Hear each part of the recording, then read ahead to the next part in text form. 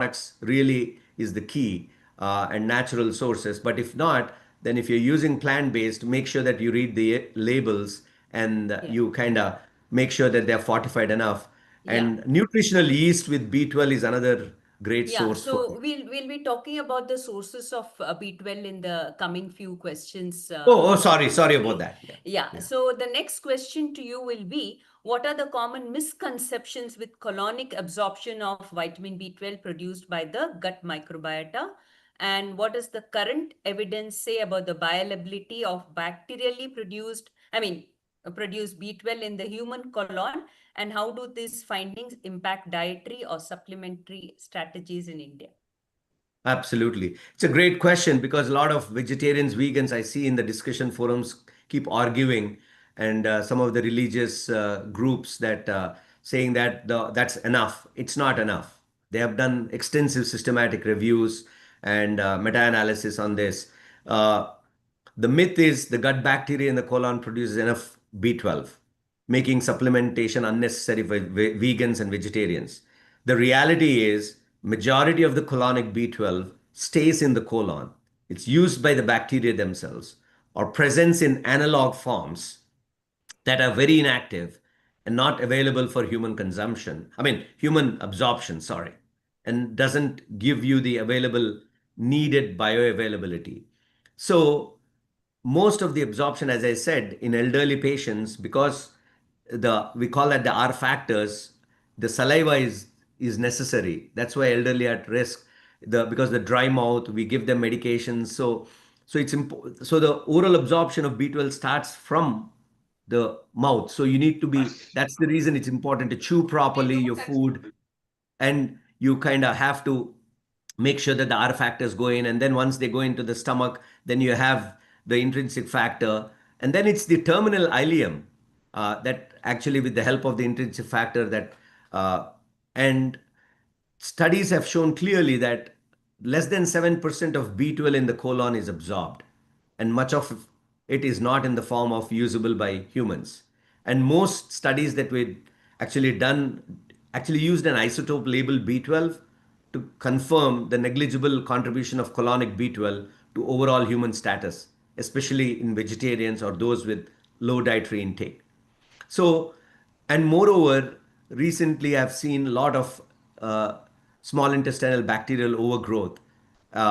They compete for human cells for B12, in fact, and SIBO actually increases the risk of B12 deficiency. And I have seen a lot of people have macrocytosis and they have elevated levels of B12, and you think falsely, oh, they're all, no, it's not correct. You got to kind of look at the whole history of the patient, what kind of food habits they have. And because vegetarianism is common, and depending on the gut flora is a dangerous myth, and dairy products traditionally used for B12, as I've said, but not consumed by vegans. I think plant-based yogurts B12 is have to be fortified, and fermented foods, pickled vegetables do not deliver clinically meaningful B12 for vegetarians Yeah, or vegans. yeah. So some of the sorry. So some of the practice recommendations that I normally tell patients is B12, if you're doing plant-based, please make sure that you have fortified in the breakfast cereal that is natural, then nutritional yeast, as I said. And one of the things is you got to aim for the colonic B12 doesn't supply, plus the Yeah. aim for optimal health is 700 to 800 picograms per ml. So clearly there was enough data that was published to say that colonic B12 absorption is a myth, and Yeah. only 7% gets absorbed. Yeah. And what you have to do is, and especially with the rising um, uh, uh, B12 prevalence of deficiencies. Yeah. gut dysbiosis and SIBO. And I've been treating a lot of SIBO in India myself for a lot of patients. So it's not, you cannot rely on that. Yeah. Thank you. Thank you, Dr. Murthy. Our next question is to Dr. Sanjeev. Dr. Sanjeev, you're ready? Yeah. So, what are the potential health trade-offs of relying on animal-based foods for B12, especially in the context, where there's so many NCDs that are there in India? And in plant-based or vegetarian population, what are the acceptable, affordable, and evidence-based sources of B12, which is, including the fortified foods? You're muted, Dr. Sanjeev. Yeah. Yeah. Okay. Can you hear me? Yes, yes. Yeah. So that's an excellent question. And, we all know too well that meat diet comes with a massive baggage of all its, negative aspects, saturated fats, trans fats, sodium, carcinogens, advanced glycation products, additional harmful substances which they keep adding. So as you said very rightly, the current epidemic of NCDs has been unequivocally connected to this high processed foods and animal based foods. We know that cardiovascular risk goes up because of the increase in the LDL and the overall cholesterol intake. And of course, that also applies to strokes and cerebrovascular disease, colorectal cancers, breast cancer, uterine are again, the by the International Agency for Research on Cancer, and they have strongly recommended that this type of diet is linked to that. Of course, we know type 2 diabetes also worsens. The increase in sodium content leads to hypertension. Obesity comes in because of the increased caloric intake from saturated fats, etc. And in my practice, especially, I see a lot of gallbladder disease, diverticulosis related to non-veg diet, and constipation is extremely common in them. And constipation, then cascades into hemorrhoids and fissure and fistulae and the whole lot of perianal problems which come in. And overall, I can't give you figures for that, but in my practice, I have seen that inflammatory bowel, especially UC, ulcerative colitis, I've seen a bias towards patients with non-vegetarianism. The other very strong problem is the increase in TMAOs, trimethylamine amine oxides, which are byproducts of choline and carnitine metabolism, which is found especially in a very common thing like eggs. You find everyone, even people who are they call themselves OO vegetarians, they consume a lot of eggs. The current generation has this fad for gymming and bodybuilding, and they think that eggs are fine, and they keep taking a lot of egg. And egg certainly promotes a state of inflammation because of TMAO and the consequent increase in plaque buildup and coronary and generalized atherosclerosis. So we all know that there are a lot of problems. And the other thing is that meat crowds out the other nutritional foods. So when you're taking so much of your calories from non-veg food, your intake of vitamin C or folate and your phytonutrients, antioxidants, all are going to take a fall. And we know how important that those are for our general health. AGs, the advanced glycation end products, which go up, lead to excessive or accelerated aging, which means wrinkling and premature cataracts, and cardiovascular and generalized vascular aging. So this, what I call inflammaging, is a very common thing, and the gut microbial dysbiosis, which also occurs because of meat-based diet. All of these lead to problems. You get an alteration in towards the pathogenic microbiota. So your levels of bacteroids go up, firmicutes comes down, and that leads to again leaky gut and bacterial translocation. And a whole lot of Dr. Shirish Barve, whom I follow very well at Louisville, has done a lot of work on microbiome related to diet, and he has found that a lot of neuroinflammation and degenerative disorders, Alzheimer's, Parkinson's, multiple sclerosis, Huntington's, all can be triggered or accelerated by bacterial by microbial change in the gut. So the biggest problem I feel, which you asked in the beginning, and in relation to our country, we might be aiming to be the world's fourth or the fifth or even the third economy, but let's remember that our per capita incomes are still very low. And in a low resource country like ours, non-veg food is extremely expensive. An average day's chicken would cost you anything around 200 to 400 rupees a kg. Meat would cost you 500 to 800, and fish is even higher. So the biggest side effect is on the patients, on the family's wallet. Right. And what we call vitamin M is the biggest casualty in all this. So the money factor, and therefore the consequence expense on health in other ways will go down when you're going to spend so much. Yeah. What else did you ask me? So no, how now we say that there are some plant-based sources of vitamin B12 like nori, chlorella, spironella, and the fermented foods. So how what is the bioavailability in these sources and the efficacy when we compare it with the fortified foods, and can you consider them as dependable for meeting the B12 requirements in the vegetarian The population? most touted one is spirulina, the blue-green algae, and I think that is in fact counterproductive, because that contains pseudo vitamin B12. That actually prevents absorption of your active B12 form. Plus, it gives you a false sense of security when you check the B12 levels. And as Dr. Murthy put it very well, that when we are in that gray zone, which most of us are, we tend to, get lulled into a false sense of security, and we should not be relying on any of these sources. The variability in the B12 level is too much in a plant source, depending on where it grows, how it is grown, etc. Fermented foods, again, the same problem. One can use, but how many of us take all those fermented foods, kimchi and sauerkraut?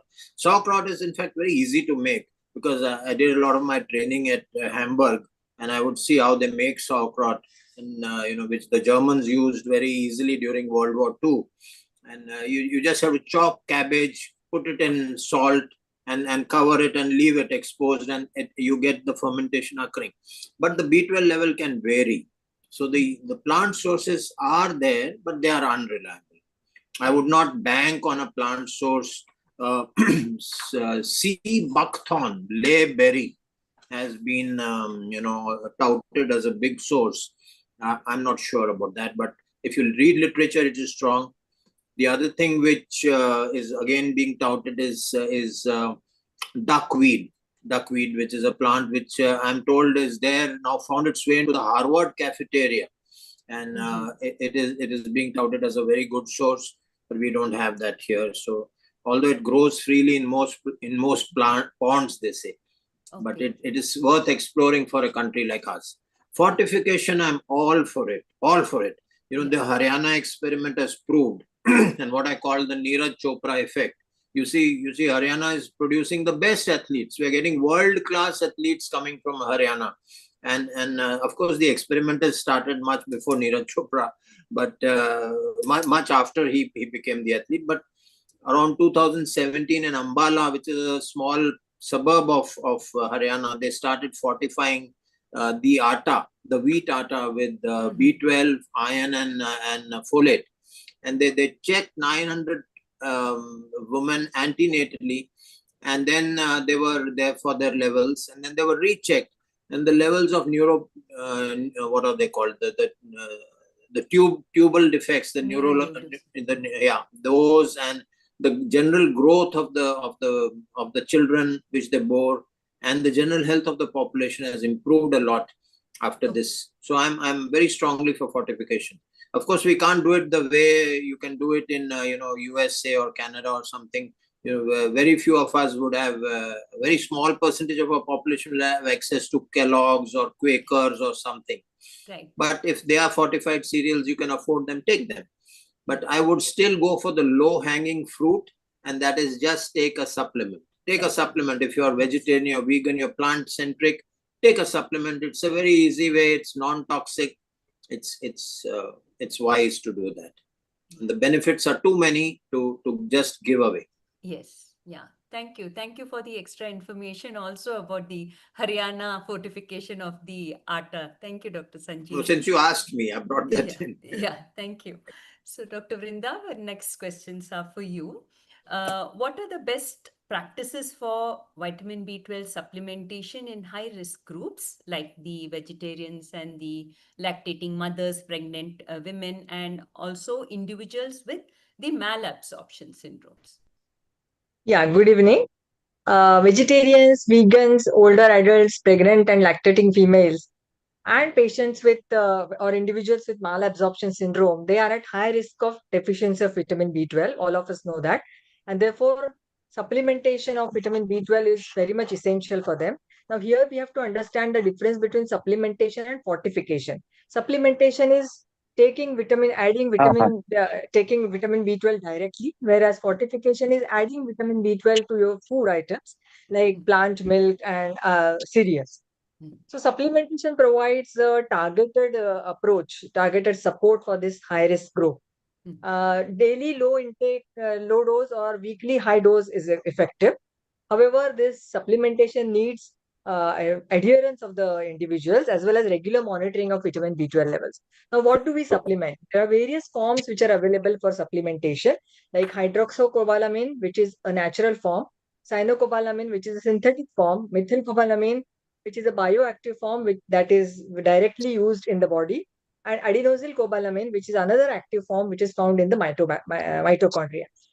So, and there are various ways or routes of administration of vitamin B12, Which like was my next question for you. So, yes, go oral, on, Doctor. sublingual, Yeah. oral, sublingual, intramuscular, transdermal, subcutaneous, liposomal, intranasal, and even intrathecal. Now, the typical dose for supplementation ranges from 250 micrograms to 1000 micrograms daily. Oral form, as all of us know, is very convenient and effective for individuals with normal absorption. Whereas sublingual route is for those with absorption defects. And in the elderly patients, plus patients, people on proton pump inhibitor, people with pernicious anemia, for them, sublingual route is effective. And even injectable form is used in patients who have absorption problems. Also for severe deficiency and where you want rapid correction of vitamin B12, for example, in pernicious anemia or after gastrointestinal surgery, these injectable forms are used. Now, various preparations are available. I won't go in details, but I want to add here one more important point is we have to co-supplement with folate, not only B12, because B12 and folate, they work together in one carbon metabolism. This is an essential step which is needed for DNA synthesis, RBC production, and nervous system function. So, co-supplementation of folate is absolutely recommended. Folic acid supplementation can mask B12 deficiency. So, it can correct anemia, but the neurological dysfunction may in fact worsen. And therefore, we have to add vitamin B12 folate whenever we are giving high dose folate. Even in pregnant females, we have to supplement folate and B12, and this will reduce the risk of neural tube defects. And India, vitamin B12 deficiency is widespread. We have seen this high risk group. In addition, even non-vegetarians develop vitamin B12 deficiency because of various other factors, genetic factors, MTHFR mutations, soil depletion, factory farming, lower level of B12 in the meat which is consumed, malabsorption, drugs which are misused or overused like proton pump inhibitor, metformin. So all these factors can lead to deficiency even in non-vegetarians. So, but the high risk definitely needs, like in vegans and vegetarians, 250 to 500 micrograms per day is effective for prevention. And for pregnant women, lactating females, elderly, and those with malabsorption, methylcobalamin, 500 to 1000 microgram per day is preferred for supplementation. Now, various preparations which are available, some contain methylcobalamin, some contain hydroxycobalamin. Hydroxycobalamin is also included in the injection form. So, and there are preparations which are available with folic acid. So, this is overall how in this high risk group, how supplementation is essential and folate also needs to be supplemented. Yeah, thank you. Thank you, Dr. Vrinda. Next question. Both the answers you gave with your when you were No, talking actually, about. some of them, Oh, you want to talk about the injectables ones? Yeah. Okay. yeah, So the next injectable. question which I was going to ask you was, what is the current? What should? Sorry, 1 minute. How do you choose oral and injectable between the two Yeah, clinically, and the differences between the cyano and the methylcobalamin, yes. particularly in patient with gastrointestinal disorders or endocrine disorders like hypothyroidism. Yeah, the clinician basically has to select the route of administration depending on the clinical scenario. As all of us know, whenever there is absorption defect, we cannot use oral medication. We can use sublingual because it can avoid the first pass metabolism, and directly vitamin B12 can be absorbed. So that can be used, or injectable form. Mm. Now, in patients who have endocrine disorders like hypothyroidism, in hypothyroidism also vitamin B12 absorption decreases. Similarly, there are autoimmune mechanisms. Along with autoimmune hypothyroidism, patient may have antibody to intrinsic factor and antibody to parietal cells. And all these can also lead to decreased absorption. So in all these situations, injectables are definitely preferable. Now, amongst the injectable preparations which are available, cyanocobalamin and methylcobalamin, actually both of them are equally effective. They are effective preparations. However, they differ in the form, the way the body uses them, and the stability. If we look at the cyanocobalamin, it is the most commonly used synthetic form.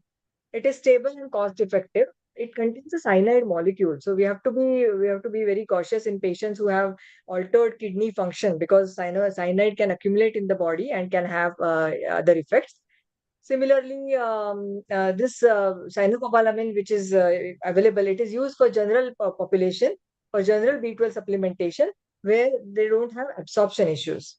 It is available in oral injectable form as well as nasal spray.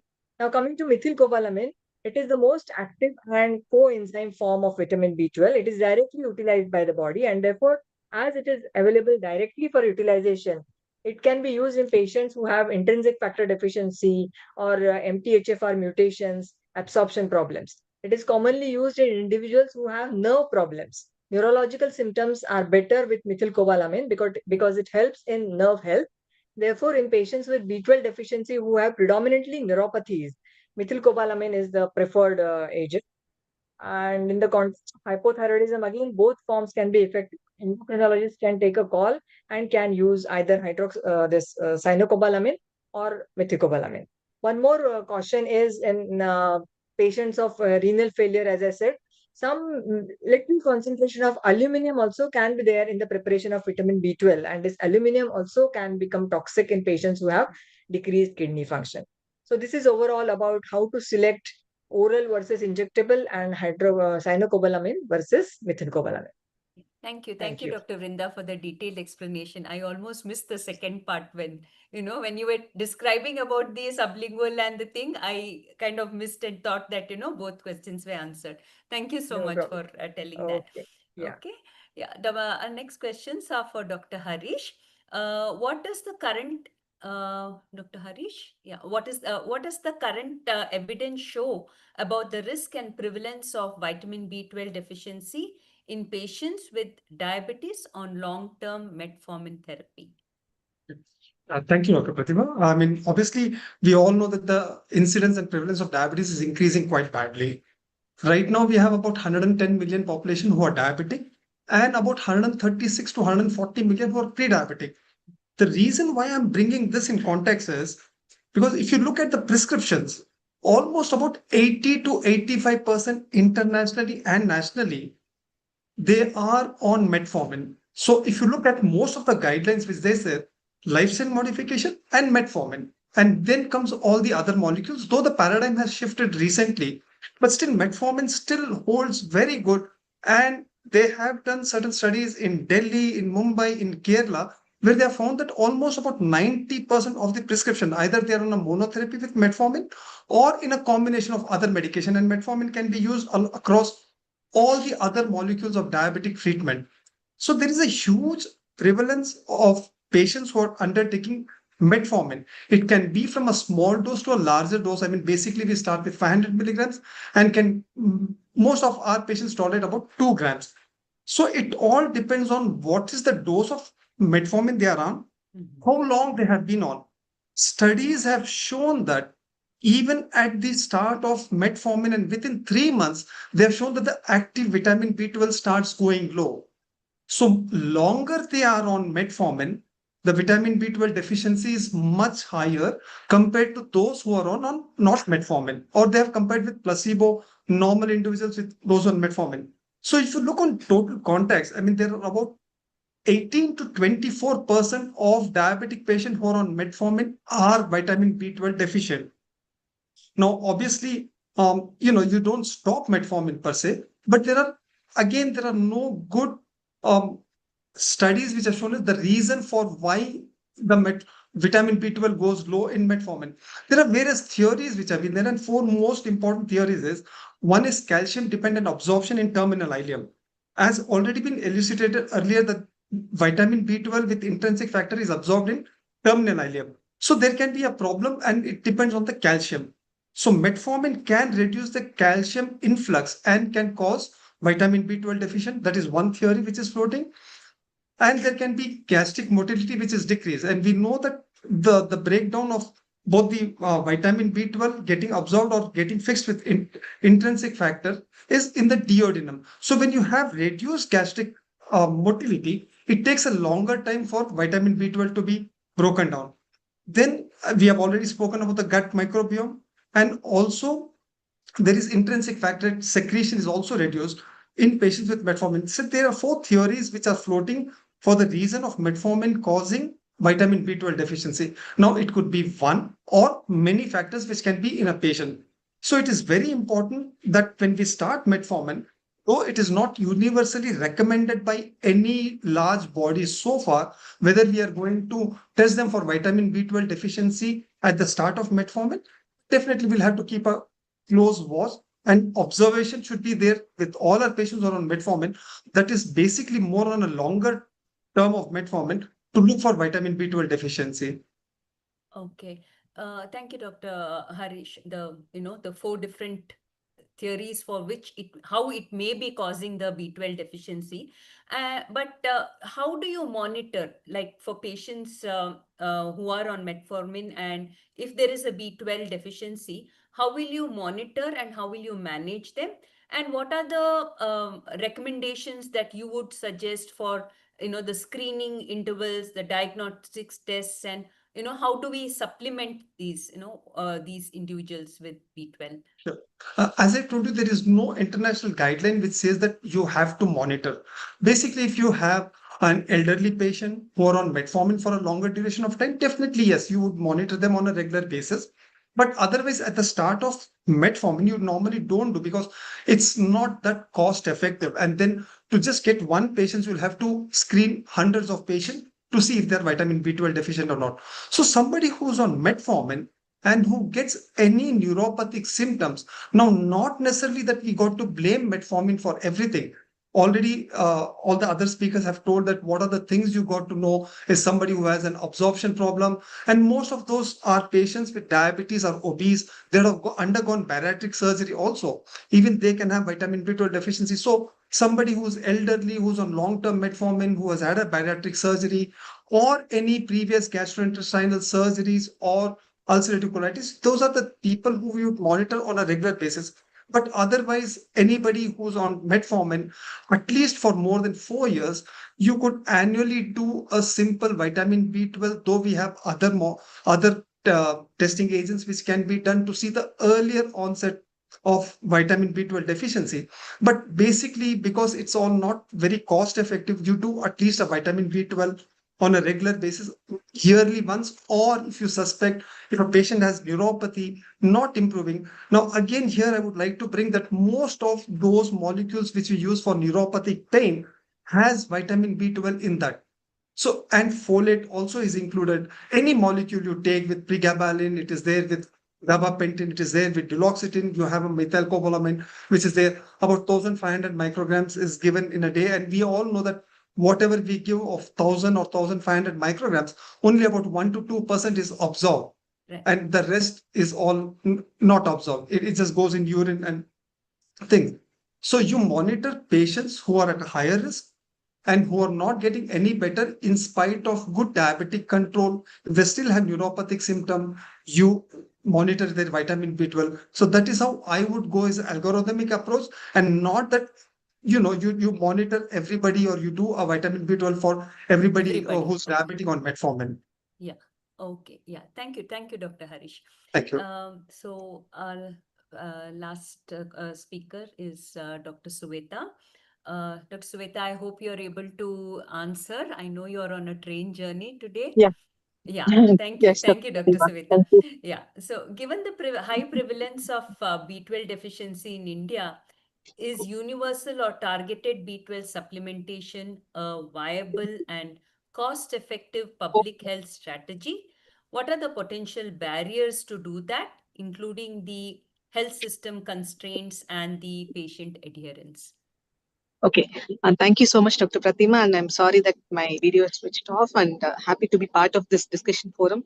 I mean, it's a chance for me as a public health physician to sum up from all the evidences gathered from the previous speakers, I guess. So, and apply it for the public health context. Okay. So, the most important thing here is to just see the public health relevance of using vitamin B12.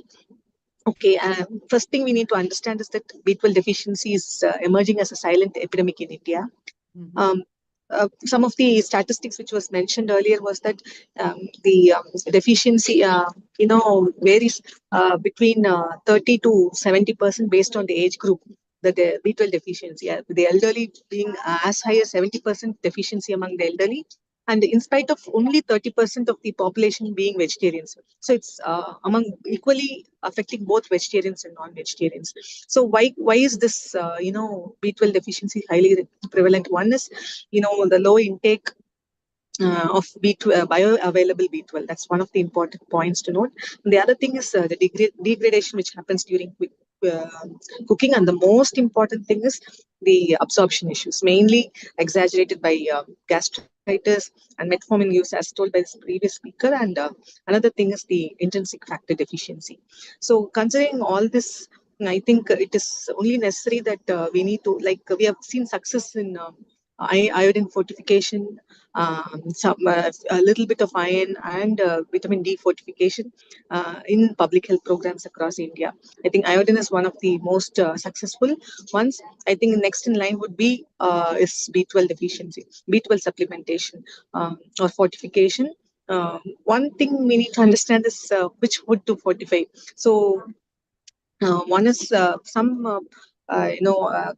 Western literature says that wheat, flour, plant-based milks, and cereals are some of the areas which we could fortify. But considering that India is a diverse population with the diverse food habits, that would be a challenge for us. We need to identify the strategies to go for universal fortification. The other thing is side by side we have to start supplementation for high risk individuals, and now we know evidence of who are the individuals at high risk. So these are the things which we need to understand. But yes, there are challenges. One of the most important being there are policy mandates are there, a lack of industry incentives, and public unawareness is one of the most important uh, challenge which we are facing. Um, so we need to look up for solutions to fortify through appropriate food sources, and at the same time not fail to supplement for high risk individuals. Yeah, that's a very nice point you brought out, that we will not know which food to fortify. Iodine was easy because salt is used by everybody, but the other, when we have to fortify other foods, we'll have to make sure that or the entire population is consuming it before we consider that. Yeah, so the last question for the day, what evidence exists regarding the safety or potential harm of high dose long-term vitamin B12 supplementation individuals without a confirmed deficiency? How should clinicians weigh risks and benefits in preventive or endocrine metabolic contexts, such as in obesity or in people who have insulin resistance? So first, I'll try to answer the first question. One is we need to understand that from this, I think previous speaker also told, it's not cost effective to keep measuring the B12 level because it's not so easy and it is it's not cost effective. So, but the other good thing to know about B12 is it is water soluble and that is considered to be safe. So excess amount gets excreted, and we don't have an upper limit of B12, well marked. So that is something good about B12, which will help help us to come out with a a safe limit to supplement B12. So some observational studies have shown that there may be a risk of all-cause mortality among elderly as well as I think some previous speaker also told about chronic kidney disease, especially because of cyanocobalamin. So though it is a caution, but it is not an alarming one. So it is currently safe to definitely supplement B12 without being worried about the toxicity due to high dose. The other second question was in the metabolic context, especially obesity, insulin resistance, or patients with B12. Metformin. It is important for prevention as well as an adjunctive role. Especially for it has a role in decreasing homocysteine, which we know is a cardiovascular risk marker. So when we do assessments, blood investigations, we should not just restrict to doing B12 levels. We also need to look at looking at markers like homocysteine also should be tested. So to answer a summary to both the questions, it is important to look for a dual approach where we need to find out population level fortification strategies and targeted supplementation for high risk individuals.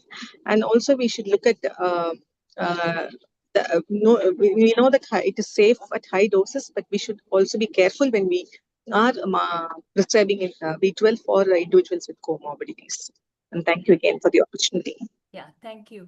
Thank you, Dr. Suvita, and thank you all of you for attending, and also for the doctors who participated in answering the questions and giving us an overview of what B12 deficiency looks like, right from what is the kind of incidence that is there in India. And it's quite shocking that 30 to 70% is a big number when we are only having 30% of our Indians as vegetarians. So despite being non-vegetarian, we've seen that B12 deficiency is there all across.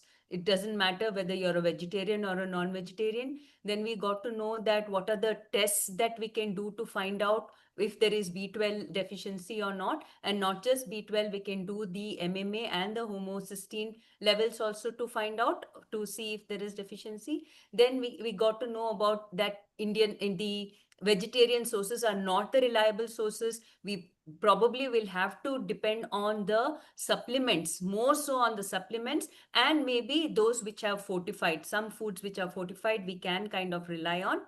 And then the different types of therapies that we can use. What are the different types of B12 that we can use, in what conditions? That was elaborated it was told very elaborately. And then we, in people who are having malabsorption syndromes, or those are taking metformin, we got to see that we don't have to screen them all the time, but those people who have symptoms, and then we can look at just the B12 levels, and then maybe look deep into it, and then not just put them on the supplement without actually seeing whether they have a deficiency or not. And on the public health thing, it is best to take supplementation. It is safe to take the supplements, even though on a large scale, without having to actually check whether there is a deficiency or not. So with that, we conclude the discussion forum on vitamin B12. I hand over the mic to to Shruti. Please take on from here, Shruti. Dr. Akshita, please let's go ahead with the quiz session now. Up next, we have a quick and fun quiz segment. So please use the QR code, which will be available on the screen, as well as there is a link in the chat box which you can use and join the quiz. So it's a short quiz of 7 to 8 minutes. So please join and have some fun.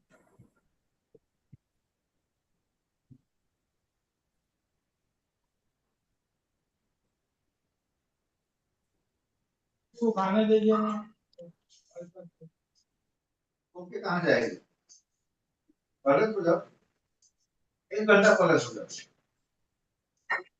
अरे अपन खेलेंगे ठीक है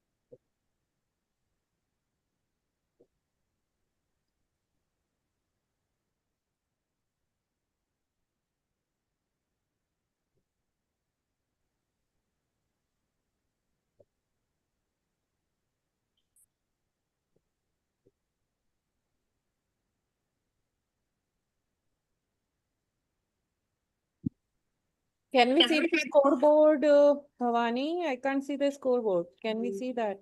I can't see any questions yet. We haven't people are We still haven't joining. started the quiz yet now, waiting for participants to join. We have 20 players right now. So should we start now? Yes, please go ahead.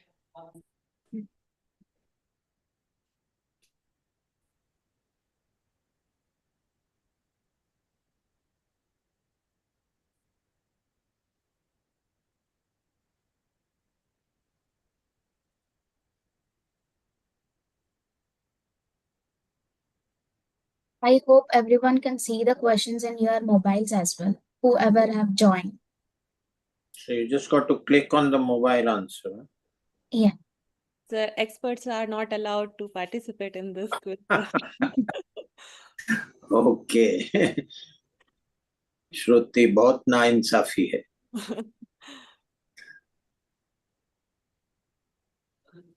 Anyway, we'll play. Yes, sir. Doesn't matter. And the scoreboard will be at the end of the all the questions. Okay.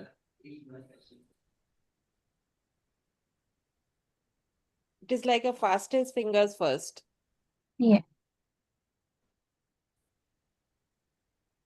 And we gave certain points for each question. So whoever get the maximum highest points, they're gonna win.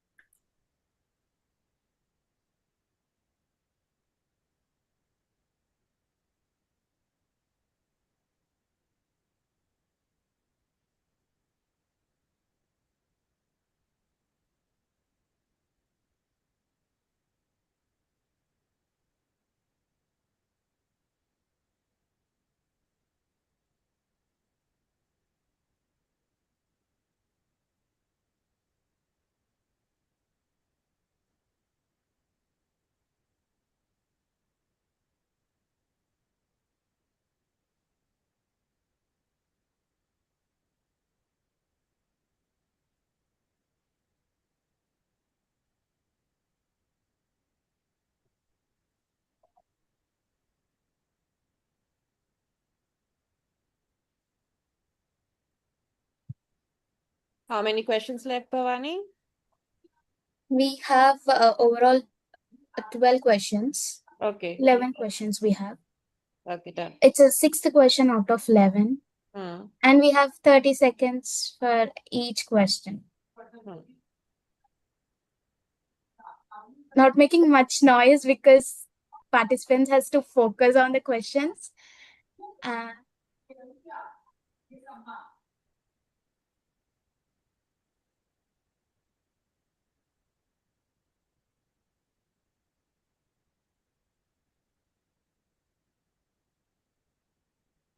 We have 41 participants for quiz.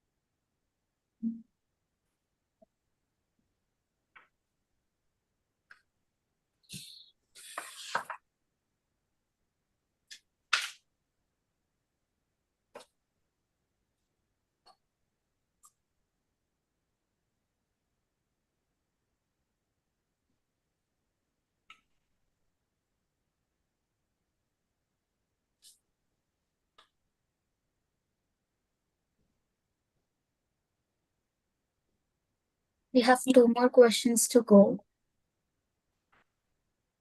I hope everyone are attending it.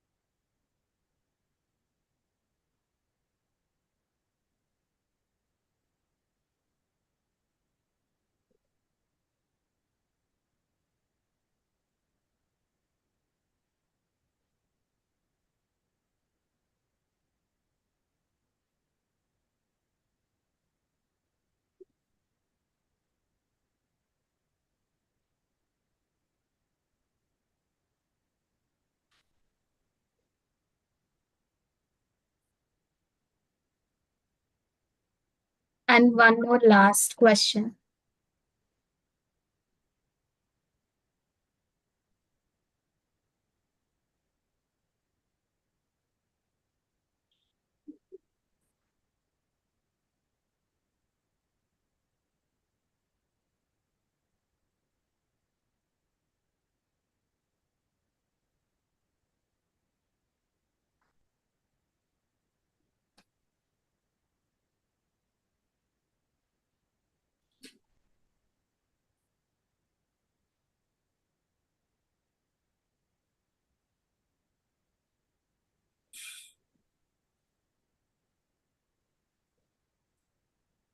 Three, two, one, and the scoreboard, please.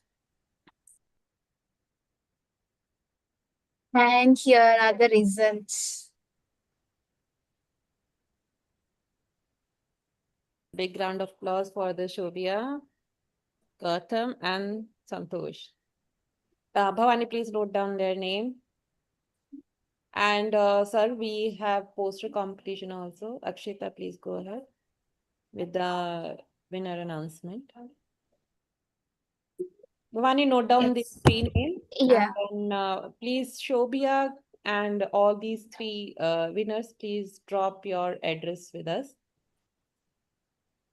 You can connect with Bhavani here. Thank you all for participating in the quiz. And now let's announce the winners for poster competition. So we had a very good participation turnout for the poster competition on vitamin B12, and we were truly impressed by the creativity and the scientific accuracy that all the posters have shown. Every entry has highlighted the urgency and importance of addressing vitamin B12 in India. So after carefully reviewing by our expert jury, we are thrilled to announce the top 3 winners. So the first prize goes to Dr. Shobia with 53 points. This this is her poster. Same Shobia who just quiz? I think the same. Shobia, can you hear on the us, quiz. ma'am? Okay. Shobia. Okay. So it's an outstanding poster with very good clarity and impactful design. And second prize is awarded to Dr. Prasanna Kumar, it was a close call. It was 50 points. It was a well-researched and thought-provoking poster. This is his poster. And third prize goes to Dr. Samruddhi, scoring 48 points for a very beautifully structured and informative entry. This is her poster. So congratulations to all 3 of you and to everyone else who have participated in the competition. So every submission is a contribution to spreading awareness about vitamin B12, and you have all made a difference in health education. So keep being creative and inspiring. Thank you. Thank you, Amrita.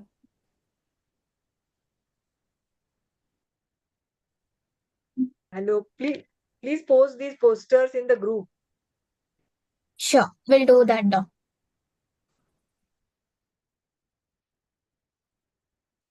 So, can I go ahead? Yes, please. Okay, thank you.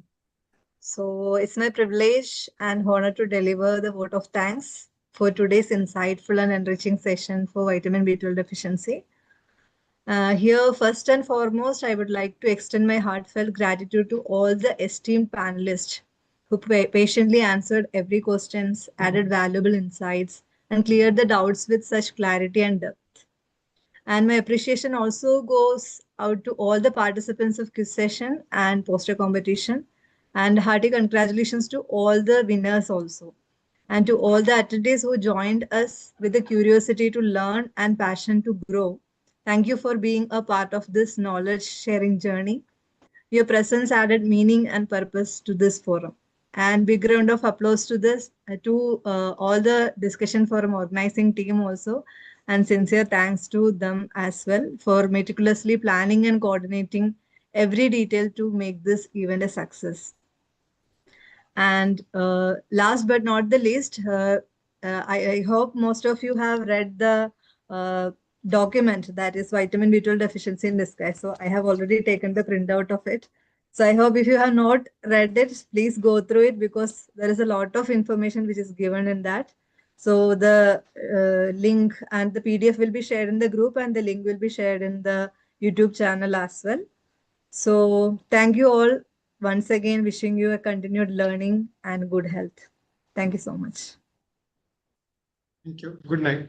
Good night. Thank you, everyone. Thank you so much. Thank you. Great job, Pan, organizing. Especially, it's very inspiring to see all the youngsters participating. Great job. Keep it up. Well done, team. Well done. Rota, Bhavani, Akshita, all of you, very well done. Thank you. Doc. Bye-bye. Thank you. Well done, sir. Pan. All of you, great efforts. Thank you. Enjoyed Thank you, Doc. Thank you for your time as well. Thank you, team. Thank you so much. Thank Bye. you. Bye-bye.